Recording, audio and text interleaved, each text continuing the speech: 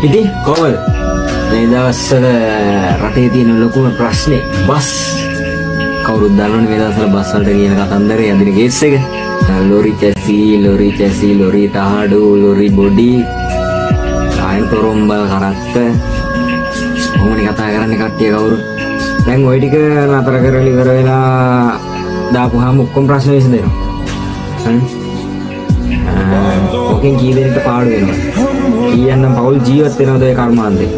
කොඩොම කලින් දැන් ජපාන් බස් කරලා ඔය කියන විදියට කරන්න බල ජපාන් බස් කියන එක හොඳයි. ඒ කියන එක හොඳයි. මේ කියන එකට මේව කරනවා. ඒ කියන්නේ මේ කියන එකට අකුල් දෙනවා නෙමෙයි. ජපාන් බස් ගෙනල්ලා කරන්න පුළුවන් පාරවලුත් තියෙනවා. කරන්න බැරි පාරවලුත් තියෙනවා. මොකද ලේලන්ට් එක කියන්නේ ඒක කොච්චර උනත් ලංකාවේ තියෙන පාරවල් එක්ක ඕනම් පාරකට ඔබින විදියට ගැලපෙන විදියට තමයි ඒ වාහනේ හදලා තියෙන්නේ.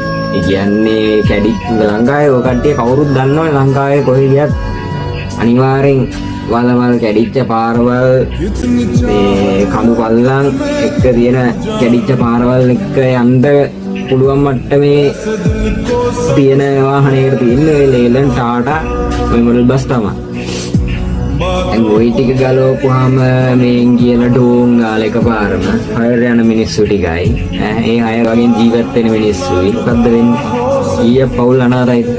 ඒ රස්සාව හරහා ජීවත් වෙන පවුල් කීයක් තියෙනවද?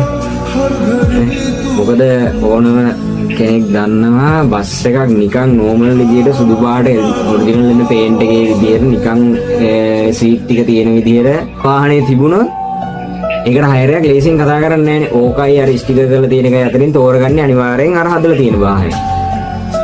ඉතින් එහෙම තියෙද්දී මිනිස්සෙක් පෞද්ගලිකව කතා කරලා සල්ලි වියදම් කරලා කට්ටියක් එකතු වෙලා පෞද්ගලික ගමනක් යන්න තමයි අර වගේ බස් එකක් කතා කරගන්නේ. අනිත් සේරම සියලුම දේවල් ගලවලා ඇතුලේ දේවලුයි ඔක්කොම ගලවලා කරන එකෙන් කීයක් නම් පාඩුවක් කී දිනට වෙනවද? අනික දැන් ජපාන් බස් ගෙනල්ලා ඕෆ් රෝඩ් තියෙන පටු පාරවල වල හැමතැනම ඕකට යන්නත් බෑ. මොකද කාර් වගේ සැප වාහන නේවා. දැන් කාර් එකක් වුණත් අපි මේ කැඩිච්ච පාරක දාන්න කලින් ඒ පාරට දාන්න කලින් දෙතුන් පාරක් හිතනවා. අර වගේ වාහනයක් එක්කොත් වෙන්න ගියාම කීයක් දේවල් කීයක් පැති බලන්න ඕන. අනික සෙල්ලන්නේ නැහැ වාහනේ. බැලුන් සස්පෙන්ෂන් එන්නේ ලේලන්ට එන්නේ දුණු. දැන් ඕකටනේ ඔය ලොරි චැසි ගාගෙන කට්ටිය බනින්නේ.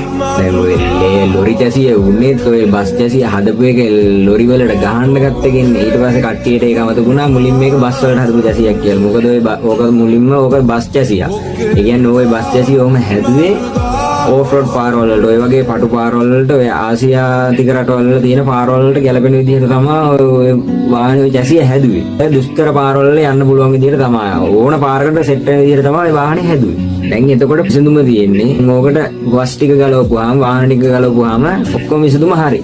ඊට කලින් හොඳ නැද්ද ලංකාවේ තියෙන ඔය ජලසර පාරවල් ටික ඔක්කොම හදලා ඉවර කරමු. ඒ කියන්නේ මගේ අදහස මගේ පෞද්ගලික අදහස මං කිව්වේ පාරවල් ටික හදලා ඉවර කරමු. පාරවල් ටික හදලා දුන්න කට්ටියට ඔක්කොම මිනිස්සුන්ට ඒ පාරවල් ටික හදලා දුන්නා නම් අපේ උන්ට මොකද මේ කෝටියකමාරක් දෙකක් විතර දීලා බස් එකක් ගෙනල්ලා තවත් කෝටියක් විතර වියදම් කරලා කෝටියට වඩා වියදම් කරලා බස්ුත් තියෙනවා. වියදම් කරලා ඉවර වෙලා ඒක හදලා ඉවරලා හයර් දුවන එකේ තව AC බස් එකක් වෙනම ගෙනල්ලා ඒක මොඩිෆිකේෂන් කරලා හයර් දුවන එක මහ කජ්ජන් නෙවෙයි අපේ උන්ට. විසඳුම ඒකද? පාරවල් ටික හරියට හදලා ඉවර කරා නම් ඔය කියන විදිහට ජපාන් බස් ගෙනල්ලා කරන එක කිසි කෙනෙක්ට ප්‍රශ්නයක් නෑ. මේ දැන් පේරම වාහනේම මුළු ගහයි කරලා තියෙන ඔක්කොම ගලවපුවාම මිනිස්සෙට හයරයක් යන්න හිතනවා. ඔයගේ කී දෙනෙක් ඔය විදිහට හදලා තියෙන එකෙන් හයර යනවාද? School hire, class hire, family hire, company hire. කීයක් කලම් කී දෙනෙක් ඕකට බැන්නට කී දෙනෙක් ඕකට ආස සෙට් එකක් ඉන්නවද?